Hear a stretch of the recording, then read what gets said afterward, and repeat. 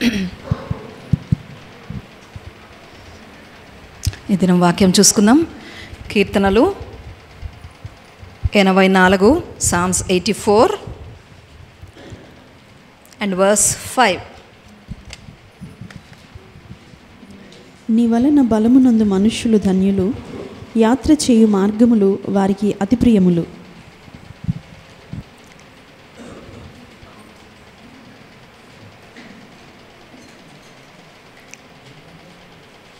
చదువు మళ్ళీ సార్ చదువు. నీ వలన బలమునందు మనుష్యులు ధన్యులు, యాత్ర చేయు మార్గములు వారికి అతి ప్రియములు. Amen. Blessed is the man whose strength is in you, whose heart is set on pilgrimage. ఇంకొక వర్షన్లో చూస్తే ఒక్క నిమిషం, తెలుగులో ఏముంది? నీ వలన బలమునందు మనుష్యులు ధన్యులు, యాత్ర చేయు మార్గములు వారికి అతి ప్రియములు. Who sets his heart on pilgrimage is a blessed one. The word says, ఇది టీపీటీ ట్రాన్స్లేషన్లో, how enriched are they who find their strength in the Lord, within their hearts are the highways of holiness. మళ్ళీ వచ్చేసింది highway of holiness. ఇది డెలిబరేట్గా తీయాలని నేను తీయలేదు, దేవుని మంచిదనం గురించి చెప్పాలని ఎంత ఆశ కలిగింది నాకు. 84 సామ్ అంతా కూడా దేవుని ఒక మంచి కీర్తనల. యాక్చువల్లీ నేను చదివే బైబిల్ ట్రాన్స్లేషన్లో అది లేదు, కానీ టీపీటీ వర్షన్ తీస్తే again there is the mention of highway of holiness.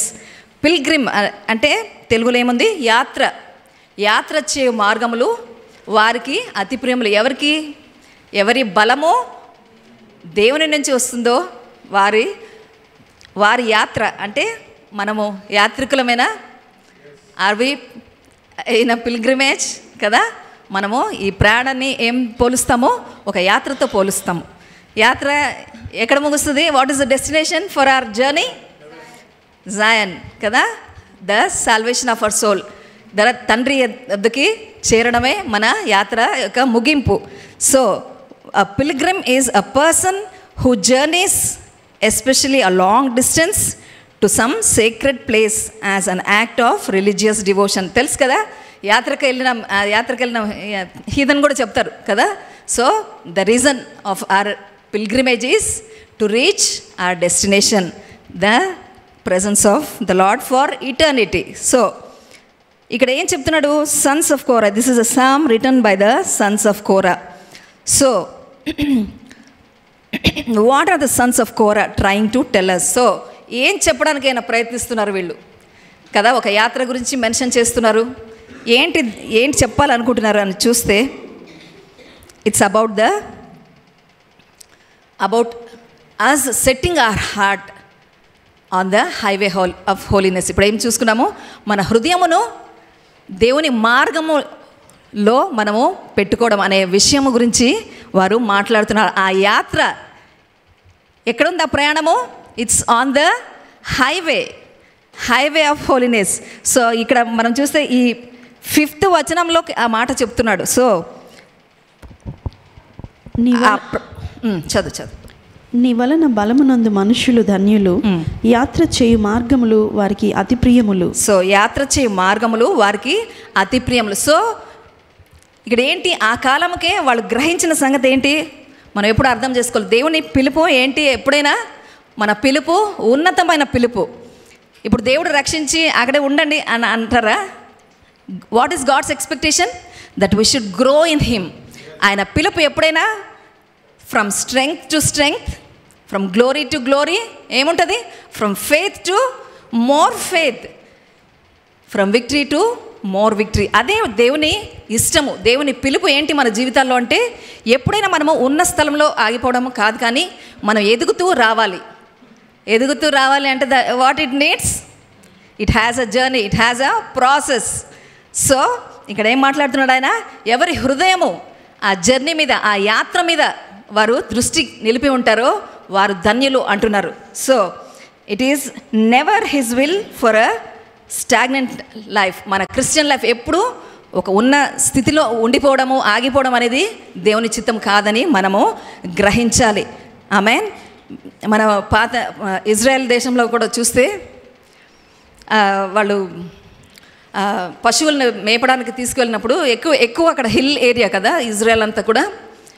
అవి ఇట్లా సర్క్యులర్ వేస్లో ఉంటాయంట.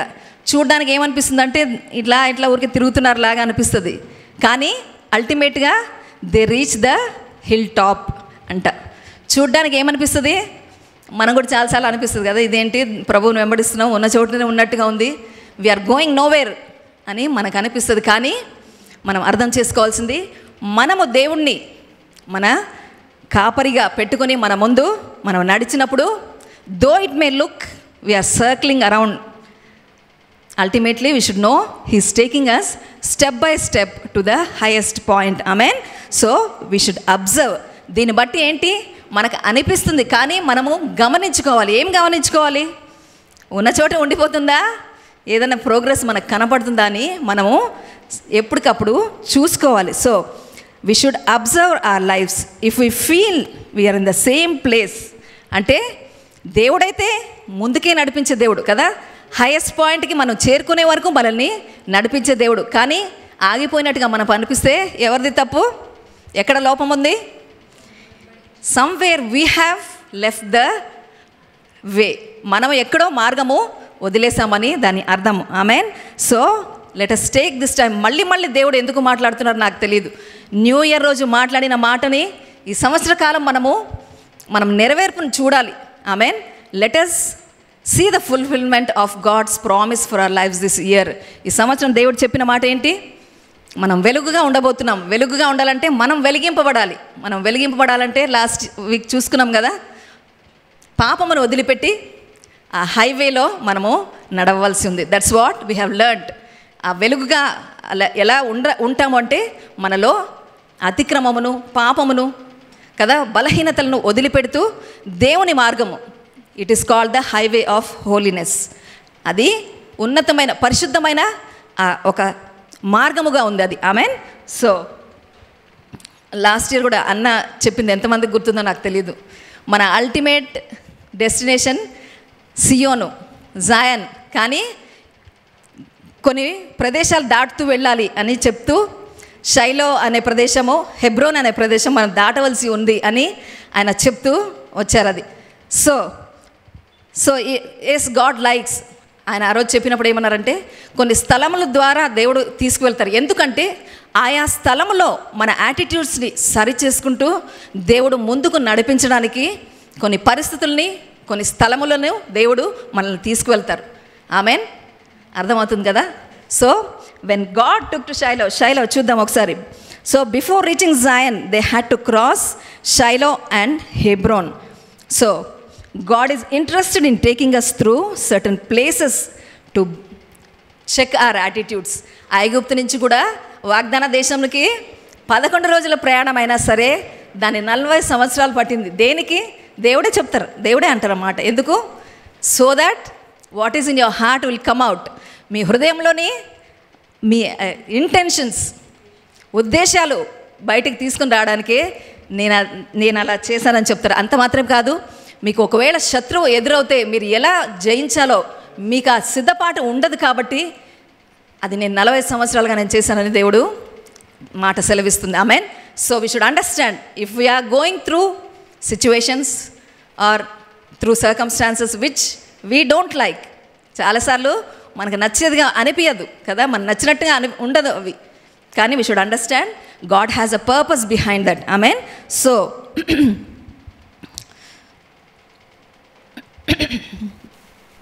షైలో అంటే, Shiloh is the place where people were at rest and where the ark of the Lord was present. Shiloh అనే స్థలములో దేవుని మందసము ఉన్నది. అంతేకాదు, దాన్ని బట్టి దేవుని ప్రజలు సౌఖ్యముగా మంచిగా ఉన్నారు. ఏమైంది? అంతా బాగుంది, అంతా మేల్కరంగా ఉంది, దేవుని మర్చిపోయారు. ఎప్పటికప్పుడు దేవుని సన్నిధిని బట్టి, దేవుని ఆశీర్వాదం బట్టి వారు ఇంకా దేవునిలో ఎదుగుతూ ముందుకు వెళ్లకుండా ఏం చేశారు? దేవుణ్ణి మర్చిపోయారు. ఒకసారి చూద్దాము. కీర్తనలు 78 58 to 61. Psalm 78, 58 to 61. వారు ఉన్నత స్థలములను కట్టి ఆయనకు కోపము పుట్టించిరి, విగ్రహములను పెట్టుకొని ఆయనకు రోషము కలగజేసిరి. దేవుడు దీన్ని చూచి ఆగ్రహించి ఇశ్రాయేలునందు బహుగా అసహ్యించుకొనెను. షిలోహు మందిరమును, తాను మనుషులలో సంస్థాపన చేసిన గుడారమును ఆయన విడిచిపెట్టెను. ఆయన తన బలమును, చెరకును, తన భూషణమైన దానిని విరోధుల చేతికిని అప్పగించెను. ఏమైంది? They provoke the lord. వాళ్ళు ఏం చేశారు? విగ్రహారాధన చేసి దేవునికి కోపము తెప్పించారు. ఏమైంది అప్పుడు? So that he forsook the tabernacle of Shiloh, the tent he had placed among men. తన సన్నిధిని ఆ గుడారంలో ఉంచి తను ఎలా నడిపించారో దాన్ని అది విడిచిపెట్టేశారు దేవుడు. And he delivered his strength into captivity. అప్పుడు ఏమైంది? ఫిలిస్తీన్ల చేతికి ఆ గుడారం, ఆ arc of the covenant, it went in to the hands of the enemy. అక్కడ ఏమైంది? దేవుని సన్నిధి అని ఏదైతే వాళ్ళు ఉంది కాబట్టి అంతా పర్వాలేదు బాగుంది అనుకున్నారో అదే దేవుని సన్నిధి శత్రువుల మధ్యకి వెళ్ళిపోయింది. So Shiloh is a place where people were at rest, but in spite of the blessings of God, the people of Israel did not set their hearts on God. So మన ఆశీర్వాదమును బట్టి వారు దేవుని మీద కాక మిగతా అన్నిటి మీద వారి హృదయాన్ని నిలుపుకున్నారు, దేవునికి కోపము తెప్పించారు. So this is the place where we should be careful with our lifes. మనం కూడా గమనించుకోవాల్సింది ఏంటంటే కదా, దేవుడు బ్లెస్ చేసే వరకు బ్లెస్సింగ్ కావాలని ఎంతో ఆశపడతాం, ఆరాటపడతాం. కానీ దేవుడు ఇచ్చిన తర్వాత చాలాసార్లు ఇదే అవుతుంది కదా, కొంచెము we become complacent. When God blesses us, it is for His glory, and with those blessings we should even more set our hearts on God and seek Him more. So దీన్ని బట్టి అర్థం చేసుకోవాల్సింది ఏంటంటే, షైలోహ్లో it was a test, but they failed utterly. కానీ వారు విఫలమయ్యారు, దేవునిలో కాక వెనకబడిపోయారు. See, their journey was backslidden. Amen. కానీ దేవుని చిత్తము అది కాదు. ఆమెన్.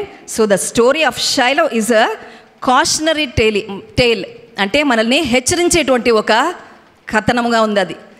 బైబిల్ అంతా ఒక స్టోరీస్ లాగా ఉంటాయి, but they are not stories. మనము నూతన నిబంధనలు చదువుతాం కదా, మన కొరకు it's for reproof, for our help, that God made everything recorded in the Bible. అన్యులు చాలాసార్లు అంటే తప్పుగా మాట్లాడడం మనం వింటాము. ఏంటి అవన్నీ ఏంటేంటో ఉన్నాయి మీ బైబిల్లో, తప్పుడు కార్యాలన్నీ ఉన్నాయి అంటే దేవుడు ఏం దాచిపెట్టలేదు. That was the state of man. దేవుడు అది చెప్పడానికే బైబిల్లో అన్నీ కూడా రాసి పెట్టారు. అంటే పాపం జరిగింది అది రాసి ఉంది, దేవుడు ఎలా క్షమించారో అది రాసి ఉంది, దేవుడు కృపను ఎలా చూపించారో అది రాసి ఉంది. That's the way God has revealed himself. అది మనం అర్థం చేసుకోవాల్సింది. కానీ అన్యులకు తెలియదు కదా, ఏమనుకుంటారంటే ఏంటివి చెత్త పాడు అంతా ఉంది అని అనుకుంటారు. సో ఈ షైలో స్టోరీ కూడా దీన్ని బట్టి మనకి ఒక హెచ్చరిక అని మనము మర్చిపోవద్దు. So it tells us that we cannot take God for granted. మనము దేవుడు ఉన్నాడులే అంత బాగానే ఉంటుందిలే అని అట్లా అనుకోవడానికి వీల్లేదు. His promises are sure, but he expects us to remain faithful. ఆయన ఏ విధంగా నమ్మకస్తుడో మనం కూడా నమ్మకస్తులుగా ఉండాలని దేవుడు ఆశపడతారు. ఆమేన్. సో అంత బాగానే ఉందిలే అని మనకు అనిపించవచ్చు, కానీ when the day of trouble comes we fail. అది మనము హెచ్చరికగా తీసుకోవాలి. So the next place Hebron గురించి మనం మాట్లాడుకుంటే, హెబ్రోన్ అనే స్థలం అంటే మొదటిగా అబ్రహాముని తీసుకుంటే లోతుతో ఎప్పుడైతే ఆయన వేరుపడిపోతారో దేవుడు అప్పుడు హెబ్రోన్ అనే స్థలంకి నడిపించి అక్కడ గుడారం వేసుకొని అక్కడ ఉండమని చెప్తారు. It's recorded in Genesis 13th chapter. ఒక్కసారి చూద్దాం. ఆదికాండము 13వ అధ్యాయము లాస్ట్ వచనం ఒకసారి చదువుమా. అప్పుడు అబ్రాము తన గుడారము తీసి హెబ్రోనులోని మమ్రే దగ్గరనున్న సింధూర వృక్ష వనములో దిగి అక్కడ యెహోవాకు బలిపీఠమును కట్టెను. సో అక్కడ హెబ్రోన్ వైపుకి తన గుడారంను వేసుకొని అక్కడ దేవునికి బలిపీఠం కట్టి అక్కడ నివాసము స్టార్ట్ చేశారు ఆయన. సో షైలోలో ఏం చూస్తామో హెబ్రోన్లో అంతా ఆపోజిట్ చూస్తాం ఇక్కడ. సో అబ్రహాము దేవుడు ఏదైతే వాగ్దానం చేస్తారో అదంతా నెరవేర్చబడే వరకు కూడా అదే స్థలంలో దేవుని మాటకు విధేయతతో అక్కడ నివాసం ఉండడము మనం చూస్తాం. బైబిల్ అంతా చదివితే మీకు అర్థమవుతుంది.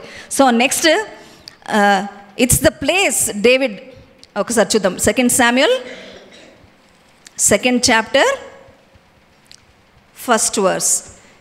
ఇది దావీదు ఎప్పుడైతే సౌలు రాజు చనిపోతాడో ఆ తర్వాత ఏం జరిగించాలో ఆయనకు అర్థం కాక దేవుని సన్నిధిలో కనిపెడతారు. ప్రభా నేను ఇప్పుడు ఎక్కడికి వెళ్ళాలి అన్నప్పుడు దేవుడు అక్కడ సమాధానం చెప్తారు. చూద్దాం 2వ సమూయేలు 2వ అధ్యాయము 1వ వచనం. ఇది జరిగిన తరువాత యూదా పట్టణములలోనికి నేను పోదునా అని దావీదు యెహోవా యొద్ద విచారణ చేయగా పోవచ్చునని యెహోవా అతనికి సెలవిచ్చెను. నేను పోవలసిన స్థలమేదని దావీదు మనవి చేయగా హెబ్రోనుకు పొమ్మని ఆయన సెలవిచ్చెను. హెబ్రోన్కి వెళ్ళమని దేవుడే గైడ్ చేస్తారు. So we see here David going to Hebron and living there. అదేవిధంగా 4వ వచనం ఒకసారి చదువు. అంతటా యూదావారు అక్కడికి వచ్చి యూదావారి మీద రాజుగా దావీదునకు పట్టాభిషేకం చేసిరి. ఆమేన్. సో అదే స్థలంలో దావీదుని రాజుగా ఆ ప్రజలు అభిషేకం చేసి అక్కడి నుంచి దావీదు తన రూల్ని మొదలు పెడతాడు. అంటే సమూయేలు ఏనాడో ఆయనని అభిషేకించాడు రాజుగా, కానీ until this time it was not fulfilled. ఎక్కడ ఫుల్ఫిల్ అయింది? హెబ్రోన్ అనే స్థలంలో నివాసం ఉండడం మొదలుపెట్టిన తర్వాత దేవుడు ఏదైతే మాట్లాడారో దాని యొక్క నెరవేర్పు చూస్తున్నాం. అదేవిధంగా హెబ్రోన్ అనేది ఎప్పుడైతే ఆ 12 ట్రైబ్స్కి కనాన్ దేశాన్ని డివైడ్ చేయాల్సి వచ్చిందో ఈ హెబ్రోన్ అనే స్థలము ఎవరికి చెందింది చెప్పండి? Whose inheritance was Hebron? కాలేబుది.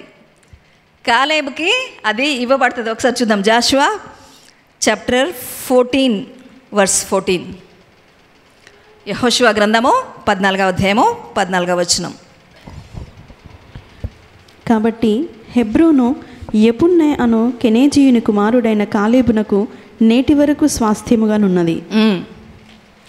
పూర్వము హెబ్రోను పేరు కిర్యతర్బా. ఓకే, అంతే ఉందా? ఇంగ్లీష్లో ఒక్కసారి చదువుతాను. ఒక్కసారి verse 13 నుంచి అనక. He wholeheartedly followed.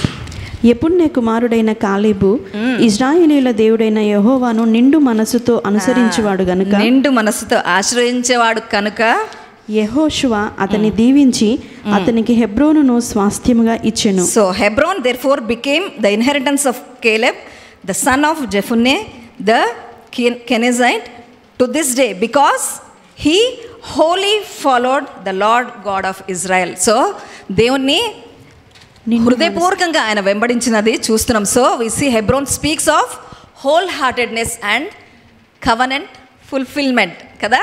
దేవుడు ఏదైతే వాగ్దానం చేస్తారో అబ్రహాం విషయంలో, దావీదు విషయంలో అవన్నీ హెబ్రోన్లో నెరవేర్పును మనం చూస్తున్నాం. అదేవిధంగా హోల్ హార్టెడ్గా ఎప్పుడైతే ఆ దేవుని వెంబడించాడో అది స్వాస్యముగా కాలేబుకు ఇవ్వబడింది. So we're talking about God's call. ఇక్కడ ఎందుకు ఇవన్నీ మాట్లాడుకుంటున్నాము అంటే దేవుని పిలుపు గురించి మనం మాట్లాడాం. ఏంది పిలుపు?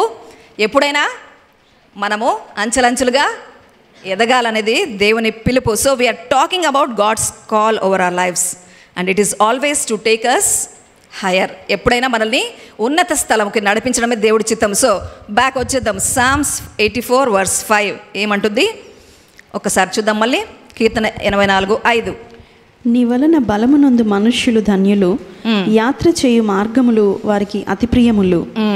So here we see the blessedness of a person whose heart is set on pilgrimage.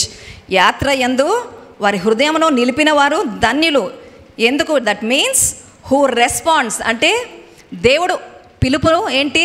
ఉన్నతమైన స్థలం మనం నడిపించాలి అని ఆ పిలుపుకి రెస్పాన్స్గా తన హృదయాన్ని ఆ యాత్ర మీద ఉంచారని దాని అర్థం. Means who responds to that call of God to walk on that highway of holiness. ఆ యాత్ర దేని మీద? యాత్ర మనది ఉన్నతమైన ఆ స్థలము, పరిశుద్ధ స్థలంలో నడిచేటువంటి ఆ యాత్ర. So how could one reach that state of heart? So ఆ స్థితికి ఒక హృదయం రావాలి. ఆ పిలుపు ఉంది. మనమందరము ప్రభువా ఓకే అని మనం అనాలంటే ఏం జరిగింది ముందుగా అని చూస్తే, సో అదే 84వ అధ్యాయము 1-2 వచనాలు చూద్దాం. సైన్యములకు అధిపతివగు యెహోవా, నీ నివాసములు ఎంత రమ్యములు! యెహోవా మందిర ఆవరణములను చూడవలెనని నా ప్రాణము ఎంతో ఆశపడుచున్నది. అది సొమ్మసిల్లుచున్నది. జీవము గల దేవుని దర్శించుటకు నా హృదయమును నా శరీరమును ఆనందముతో కేకలు వేయుచున్నవి. మనం చెప్తాం ఎప్పుడైనా ఇట్లా చదువు మళ్ళీ ఇంకోసారి చదువు. See the desire and the longing. యెహోవా మందిరావరణములను చూడవలెనని నా ప్రాణము ఎంతో ఆశపడుచున్నది. అది సొమ్మసిల్లుచున్నది. జీవము గల దేవుని దర్శించుటకు నా హృదయమును నా శరీరమును ఆనందముతో కేకలు వేయుచున్నవి. How lovely is your tabernacle, O Lord of hosts. My soul longs, yes, even faints for the courts of the Lord. My heart and my flesh cry out for the living God. సజీవుడైన దేవుని కొరకు ఆయన ప్రాణం ఎంతగా ఆశపడుతుంది అక్కడ వ్యక్తపరుస్తున్నారు. So ఒక హృదయం ఆ యాత్ర మీదకి కేంద్రీకరించాలి ఎస్ అని చెప్పాలంటే మొదటిగా ఏం కనబడుతుంది మనకి? దేవుని గురించిన ఆశ, ఆసక్తి. So we see the longing of the heart and flesh for God, for the living God. మనకు అదే పాత నిబంధన, in the Old Testament times it was in the temple. పాత నిబంధనలో, ఇప్పుడు ఇది రాసింది పాత నిబంధన సమయంలో. వాళ్ళు ఏంటి, ఎప్పుడు అది ఒక యాత్ర, వాళ్ళకి అది యాత్రనే, అందుకే యాత్ర అన్నాడు ఆయన. ఆ యాత్ర చేసుకుంటూ సంవత్సరానికి 1-2 సార్లు దేవుని మందిరానికి వెళ్ళి అర్పణలు అర్పించుకొని దేవుని ఆశీర్వాదం కొరకు అట్లా అట్లా వాళ్ళు ప్రయాణం చేసేవారు. సో ఆ కాలానికి ఒక స్థలం అని ఏర్పాటు చేసుకుని దేవుడు, ఇందాక మాట్లాడుకున్నాం కదా, షైలోహ్లో దేవుని మందసం ఉంది. మందసం అంటే it represents the presence of God. దేవుడు ఆ స్థలమును ఏర్పాటు చేసుకొని, మీరు రండి నేను మాట్లాడే స్థలం ఇది అని దేవుడే చెప్పింది. అది దేవుడు ఒక స్థలంను ఏర్పాటు చేసుకొని ఆ స్థలంలో దేవుడు ఉంటూ ప్రజలతో మాట్లాడాల అన్నప్పుడెల్లా కూడా ఆయన సన్నిధిని బట్టి ఆయన స్వరము వినిపింపజేస్తూ మాట్లాడుతూ వచ్చారు. So we see the desire of this people, sons of Korah. ఏమన్నారు? We long for your presence, we are flesh, our heart, it cries out for you అని అక్కడ వ్యక్తపరుస్తున్నారు. అదే ఈ నూతన నిబంధనలో చూసుకుంటే, అంటే it's not about the building, about the church. అంటే ఒక సంఘము అంటే సంఘమే అని కాదు దాని అర్థము. It's about your relationship with your saviour. నీ దేవునితో నీ సహవాసము, నీ సంబంధము గురించి అక్కడ ఆసక్తిని అక్కడ చెప్తున్నారు.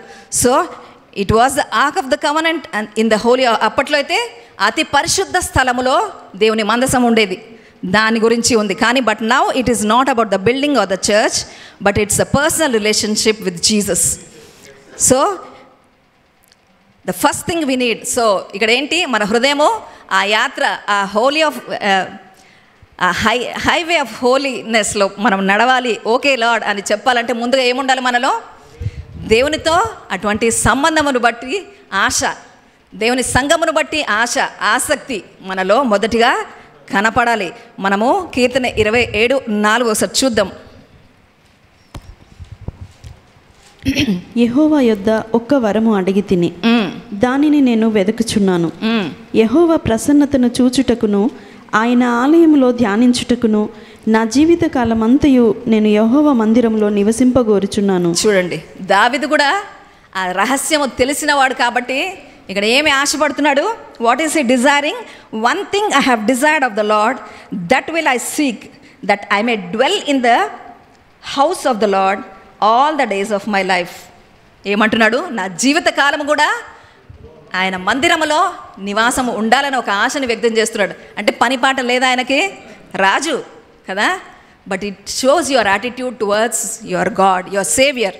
మన పనులు జరిగించుకుంటూ ఉంటాం. మనం ఎంత ఆసక్తి కలిగి ఉన్నాం దేవుని పట్ల. దేవునిలో మన రిలేషన్షిప్ కరెక్ట్ ఉన్నప్పుడు ఆటోమేటిక్గా it will be okay with the church, with each other. ఇది ఎప్పుడైనా గుర్తుపెట్టుకోండి, ఇట్స్ ద ఓన్లీ సైన్. మన దేవుడితో మన కరెక్ట్ రిలేషన్షిప్ ఉందంటే ఒకరితో ఒకరికి కూడా మనకి కరెక్ట్ రిలేషన్షిప్ ఉంటుంది. ఎందుకంటే దేవుని ఆత్మను బట్టి నడుస్తాం కాబట్టి automatically we will correct our selfs కదా, we will know what we're doing. Amen. So ఇక్కడ ఏమంటున్నాడు? David's desire was to be surrounded by God's presence. Enclosed and encircled with holiness. ఆయన సన్నిధిలో ఆయన పరిశుద్ధతను బట్టి ఆయన కప్పబడి ఉండాలని ఒక ఆశను వ్యక్తం చేస్తూ ఉన్నాడు. ఎందుకది? Because of the things he goes. అంటే ఒక రాజుగా ఎన్నో యుద్ధాలు చేయాల్సి వచ్చింది. ఎన్నోసార్లు శత్రువుల వల్ల, సొంత కుమారుని వల్ల కూడా ఆయన పారిపోయి ఇక్కడ గుహలో అక్కడ గుహలో అక్కడ ఇక్కడ దాక్కుంటూ పరిగెత్తుకుంటూ ఆయన అట్లా నివాసం చేయవలసి వచ్చింది. సో ఆయన పరిస్థితిని బట్టి ఆయన కనిపెట్టింది ఏంటి? దేవుని ఆశ్రయిస్తే I will receive my help. He is the ever present help in trouble. ఇది చెప్తాం కదా, ఎన్నో కీర్తన అది చెప్పండి, చెప్పాలి. హోంవర్క్లు సరిగ్గా చేయట్లేదు ఎవరు.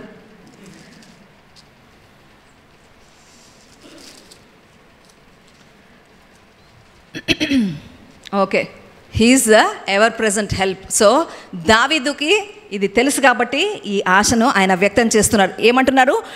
To behold the beauty of the Lord. అంటే ఆయన ఒకసారి చదువు 27:4. యెహోవా యొద్ద ఒక్క వరము అడిగి తిని దానిని నేను వెదుకుచున్నాను. యెహోవా ప్రసన్నతను చూచుటకును ఆయన ఆలయములో ధ్యానించుటకును. ఆయన ప్రసన్నతను చూచుటకు, to behold the beauty of the Lord అన్నది ఇంగ్లీష్లో means to be captured by the awesomeness of God every time we come before him and rejoice in his. అంటే ఆయన కలుసుకోవాలి. ఆయన సన్నిధిని బట్టి నేను ఆయన మంచితనమును నేను అనుభవించాలని ఒక ఆశతో మనము దేవుని సన్నిధికి రావాలి. దేవుని సన్నిధికి వచ్చే ముందు మొదటిగా ఏంటది? మన వ్యక్తిగతంగా అది ఉండాలి ఫస్ట్. ఇది ఎప్పుడు మర్చిపోద్దండి, మళ్ళీ చెప్తున్నాను నేను. వ్యక్తిగతంగా ఆ ఆశను ఆసక్తిని నువ్వు కలిగి ఉన్నప్పుడు సంఘానికి కూడా అదే ఆశతో నువ్వు పరిగెత్తుకొని వస్తావు. ఒకరితో ఒకరు మేము కలిసి దేవుని గొప్ప సన్నిధిని అనుభవించాలని ఒక ఆశ ఆసక్తి మనలో ఉంటుంది. సో అంతేకాదు, he says to enquire in his temple. ఆయన సన్నిధిలో కనిపెట్టాలి అనే ఒక ఆశ. ఎందుకు? Because the guidance comes from the lord. ఆయన ఆది అంతము చూడగల గొప్ప దేవుడు కాబట్టి మనకు అర్థం కాకపోవచ్చు కదా, నెక్స్ట్ స్టెప్ ఏమవుతుందని మనకు కనపడదు, తెలియదు కూడా. కానీ when we trust our God, he will guide us rightly. Amen. ఆయన ఆలోచన చెప్పే దేవుడు కదా, ఆలోచనకర్త.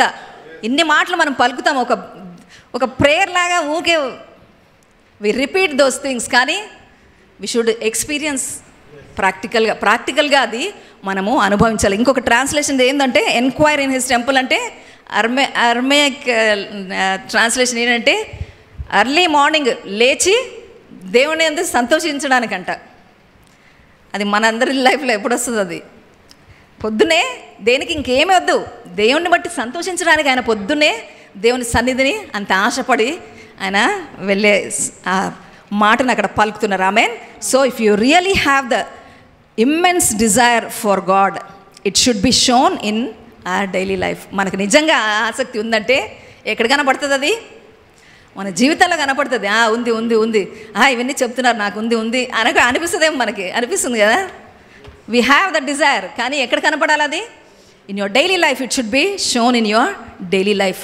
నీ వ్యక్తిగతంగా ఎవరు చూడరు కదా, ఎవరు చూడరు. ఇట్స్ నాట్ ఫర్ ఎనీ అంటే అప్రూవల్ ఏమో, నువ్వు ఓకే కరెక్టే, నువ్వు కరెక్ట్ అని చెప్పడానికి కాదు. It's for our own benefit. మనం ఈ సంవత్సరము దేవుని ఫుల్ఫిల్మెంట్ చూడాలి, దేవుని వాగ్దానం యొక్క నెరవేర్పు చూడాలనే ఒక ఆశ ఉన్నాం కాబట్టి ఈ ఆశను ఆసక్తిని మనము పెంపొందించుకోవాలి. So many times we're so self satisfied because of the blessings of God.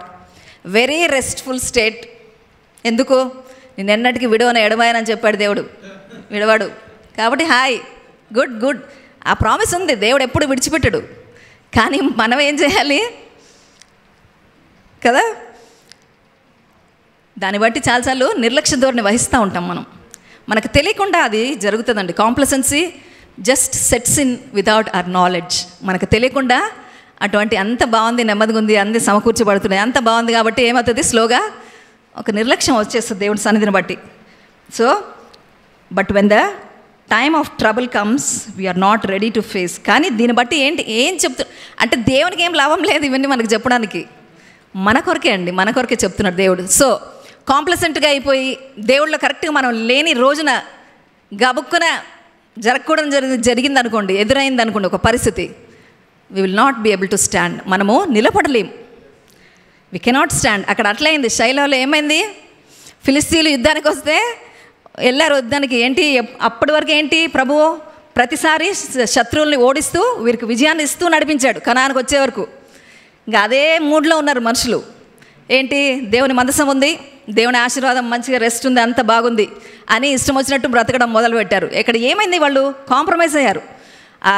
అన్యులతో జత కడుతూ కదా, వారితో వివాహం చేసుకుని వీళ్ళ పిల్లల్ని వాళ్ళకిచ్చి అది అన్నీ they mingled with them which God said no.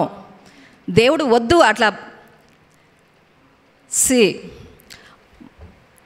దేవుడు ఎప్పుడైనా తను ఏర్పాటు చేసుకున్నప్పుడు, అందుకే ఎట్లా పడితే అట్లా మనము వివాహాలు కానీ ఏదైనా మనము అట్లా విశ్వాసులనే చేసుకోవాలి. మనం ఎందుకు చెప్తామంటే, they will not allow you to follow the Lord wholeheartedly. Mix అయిందనుకోండి, దేవుణ్ణి సంపూర్ణంగా హృదయపూర్వకంగా మనం వెంబడించడానికి అవకాశం ఉండదు. దట్స్ వై దేవుడు అక్కడ వాళ్ళు ఏది వద్దంటారో అవన్నీ జరిగించుకుంటూ ఇష్టరాజ్యంగా ఉంటారు. కానీ ఫిలిస్తీన్లు ఎప్పుడైతే యుద్ధానికి వస్తారో ఒకసారి ఓడిపోతారు. ఓడిపోయిన తర్వాత ఏమనుకుంటారంటే వాళ్ళు, మందసం ఉంది శైలో, మందసం బ్యాటిల్ ఫీల్డ్ తీసుకొచ్చేద్దాం, మనకే వస్తుంది విజయం అని తీసుకొస్తారు. మందసం తీసుకొచ్చి యుద్ధానికి పోయి మళ్ళీ ఓడిపోయి ఆఖరికి ఆ మందసాన్ని కూడా శత్రువులు తీసుకుని వెళ్ళిపోతారు. అప్పుడు షాక్ తగిలింది వాళ్ళకి. కానీ జరగాల్సింది జరిగిపోయింది కదా. సో వీ షుడ్ రిమెంబర్, మన డే టు డే లైఫ్లో మనకి ఈ అభ్యాసం లేకపోతే సడన్గా ఫెయిత్లో నిలబడాలంటే అది అవ్వదండి. అది అవ్వదు. నేను పిల్లల విషయంలో కూడా అదే అంటుంటాను.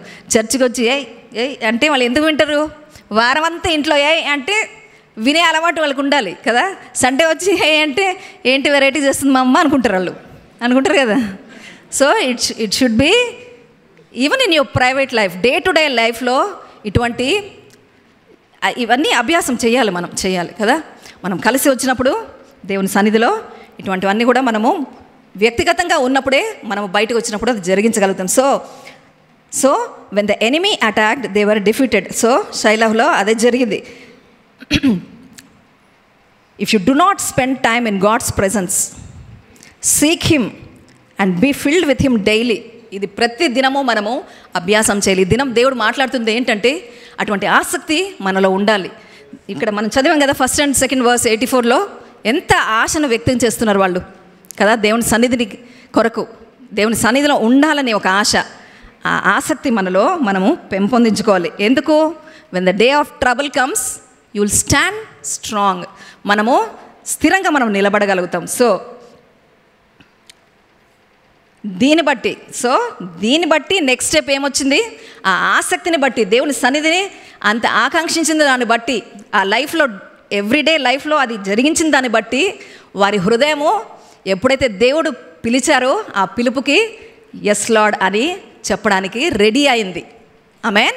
సో దేవుడు హైవే ఆఫ్ హోలీనెస్లో నడవండి అని పిలిచినప్పుడు మనం ఎస్ అని ఎప్పుడు చెప్పగలుగుతాము, దేవునిలో ఆసక్తితో మనం కదులుతూ కదా, ఆయనలో నడుస్తూ ఉండగా మనము అది చెప్పడానికి వీలేదు. So now your heart is set to walk on the highway of holiness.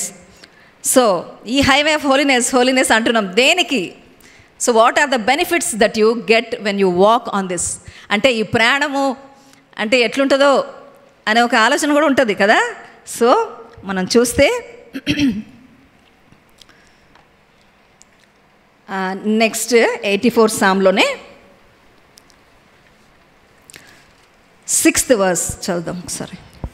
Actually ఇది చదివే ముందు ఈ సంవత్సరము న్యూ ఇయర్ రోజు కొన్ని విషయాలు పంచుకుంది కదా కీర్తి. ఏం చెప్పింది, God will pick us as jewels in his crown అని ఒక మాట. అంతేకాదు మనము వెలుగుగా ఉండాలంటే మనము అపవాదికి చోటు ఇవ్వకుండా, అంటే కయ్యూని మెన్షన్ చేస్తూ చెప్పింది కదా, కయ్యూన్ లాగా మనము పాపముకు ద్వారం తెరవద్దు అనే ఒక మాట. 3rd thing highway of holiness. అంటే అతను చెప్పడం మిస్ అయింది, అది నేను నెక్స్ట్ సండే నేను చెప్పాను, అది కీర్తన ప్రావర్బ్స్ నుంచి చెప్పాను. సో ఈ 3 కూడా 3 దైవజనుల ద్వారా నేను విన్నాను ఆ మాట. నాకు చాలా సంతోషం వేసింది కదా. 2 లేదా 3 సాక్ష్యమును బట్టి ఒక మాట స్థిరపరచబడుతుందని వాక్యం సెలవిస్తుంది. So I was so happy what God spoke in our midst, it was confirmed through the men of God. దైవజనుల ద్వారా అది స్థిరపరిచి సేమ్ 3 ఈ 3 విషయాలు చెప్పారు. ఒక దైవజనుడు ఏమన్నారంటే, కయీను అర్పణను మొన్న కూడా నేను చెప్పాను కదా, కైన అర్పణని దేవుడు స్వీకరించలేదు. ఆయన కోపం వస్తుంది. దేవుడు ఏమంటాడు, నువ్వు మేలు చేస్తే మంచి చేస్తే అది నేను స్వీకరించనా, కాబట్టి నువ్వు మంచి చేయకపోతే పాపము రెడీగా ఉంటుంది. ఇది మనము గుర్తుపెట్టుకోవాలి. అంటే దేవుడిలో కరెక్ట్గా మనం నడవకపోతే ఇట్స్ నథింగ్ బట్ మనం డైవర్ట్ అయిపోయామని దాని అర్థము. ఆమెన్. సో ఈ మాట ఒక దైవజనుడు చెప్తే, ఇంకొక దైవజనులు God is telling he's picking you as jewels this year అని, ఆ మాట కన్ఫర్మ్ అయింది. మళ్ళీ ఇంకొక ఆయన this year the way of the lord is the way of highway of righteousness అని ఆయన చెప్తా ఉన్నారు. I was so happy. అంటే దేవుడు మన మధ్యలో మాట్లాడుతున్న సంగతులను బట్టి చాలా సంతోషం వేసింది. ఆమెన్. సో చదువుదాం ఇప్పుడు నెక్స్ట్ 6వ వచనం ఒకసారి చదువుదాం. 84:6. వారు బాకా లోయలో పడి వెళ్ళుచు దానిని జలమయముగా చేయుదురు. తొలకరి వాన దానిని దీవెనలతో కప్పును. సో ఇక్కడ ఏముంది, blessed is the man whose strength is in you, whose heart is set on pilgrimage. So మన హృదయాల్ని యాత్ర కొరకు మనల్ని సిద్ధపరచుకున్నాము. దాన్ని బట్టి ఏమంటుందంటే, as they pass through the valley of Baca. Baca అంటే వీపింగ్, అంటే ఒక కష్టతరమైన ఒక పరిస్థితి అనుకోండి కదా, కన్నీరు కార్చేటువంటి పరిస్థితి ఏదైనా కావచ్చు, అటువంటి వ్యతిరేకమైన పరిస్థితి. So as we begin to walk on this highway, though we have to go through the valley of Baca, we can make them as springs. So అక్కడ ఏమంటుంది, they made it a spring, the rain also covers it with pools. అక్కడ ఏమవుతుంది, దాన్ని బట్టి మనకి అటువంటి కన్నీటి పరిస్థితి అయినా, కష్టమైన పరిస్థితి అయినా, ఎండిన పరిస్థితి, what ever you name them, ఎట్లాంటి పరిస్థితి అయినా దేవుడు దాన్ని జలమయంగా మారుస్తానని దేవుడు చెప్తున్నాడు. ఎప్పుడు జరుగుతుంది ఇది?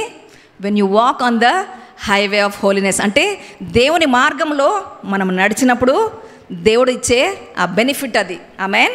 So the desire and longing for the presence of God prepares us to face any situation. So నువ్వు ఏది మొదటిగా మనం చదివాము, ఏదైతే ఆసక్తిని, ఆశను దేవుని బట్టి, దేవుని సన్నిధిని బట్టి నువ్వు వ్యక్తపరిచి ఆ విధంగా నీ జీవితాన్ని కొనసాగిస్తావో, దాన్ని బట్టి ఎటువంటి పరిస్థితి వచ్చినా నువ్వు ఎదుర్కోవడానికి సిద్ధపడి ఉంటావు.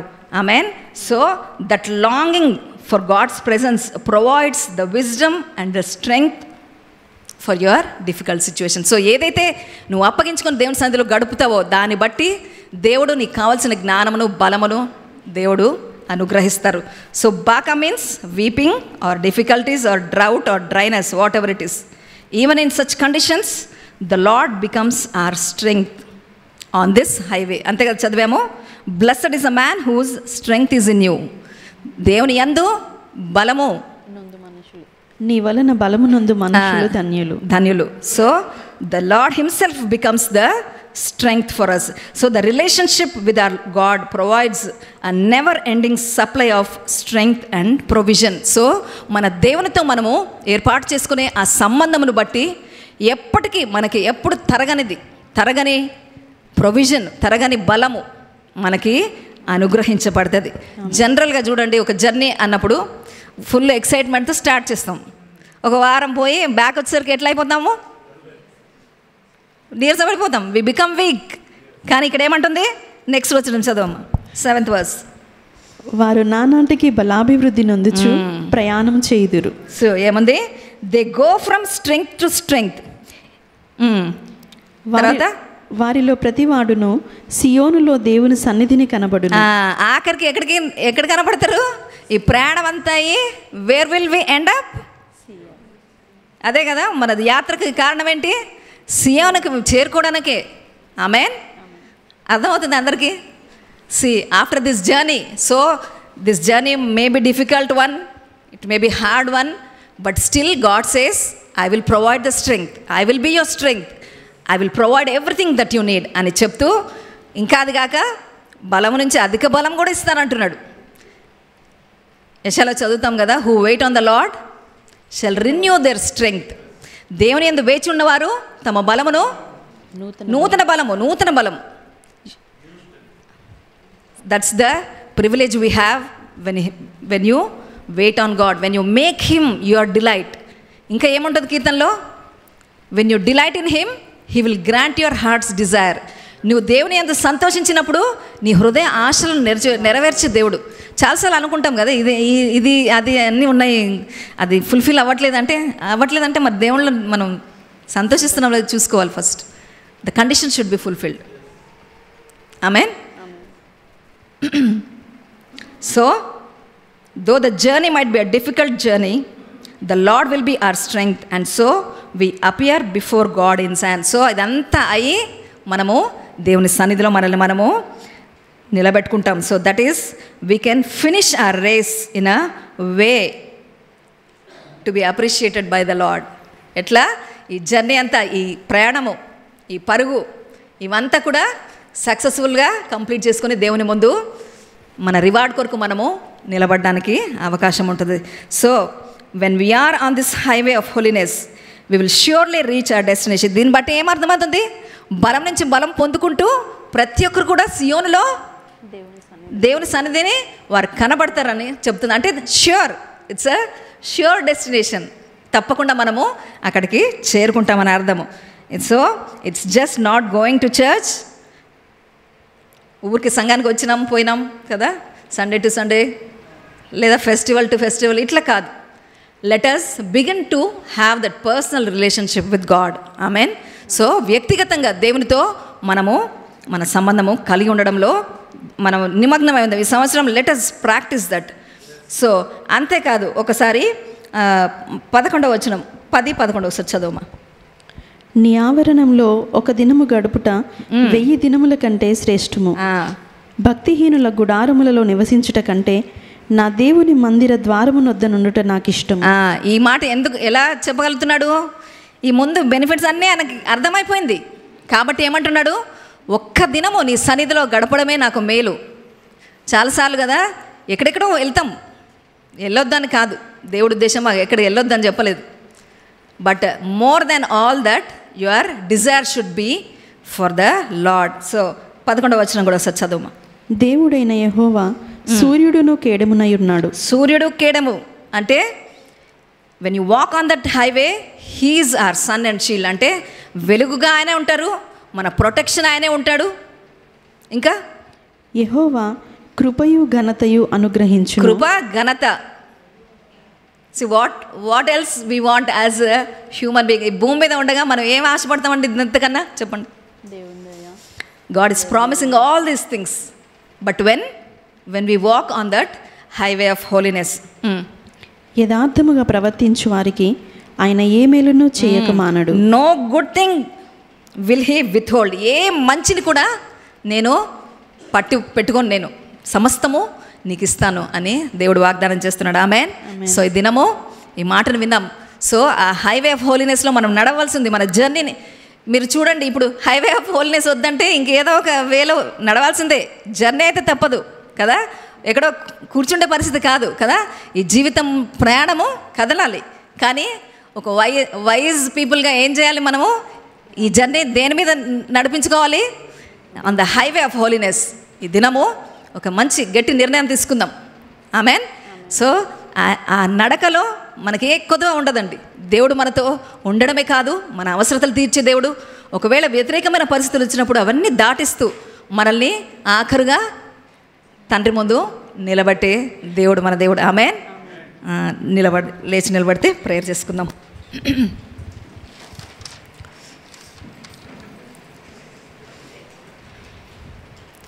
So blessed is a man whose strength is in you and whose heart is set on pilgrimage.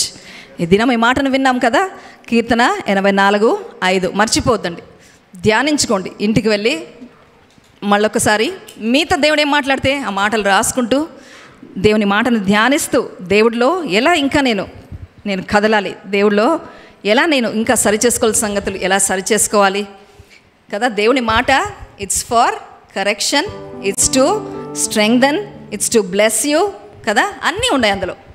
ఎప్పుడు కరెక్షన్ అనుకోవద్దండి. His word is even to bless us. Amen. తండ్రి మీకు వందనాలు స్తుతులు చెల్లిస్తున్నాను.